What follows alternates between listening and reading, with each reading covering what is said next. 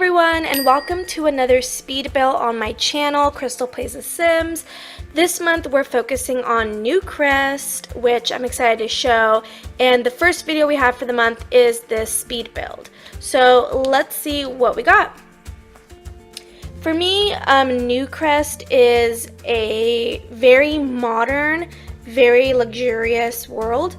I ended up going with a modern home, and every single lot in my Newcrest is modern. In fact, Newcrest is a world that a lot of celebrities live in. All of my Sims that live in Newcrest are celebrities, are famous. Every single home is just really, really nice. I did have a home on this lot previously, but I bulldozed it and went ahead and did the speed build, and I'm probably honestly gonna bulldoze the speed build when I'm done because I'm not that great at speed building. And I'll go ahead and download a really nice modern home from the gallery, which I did for all my other lots.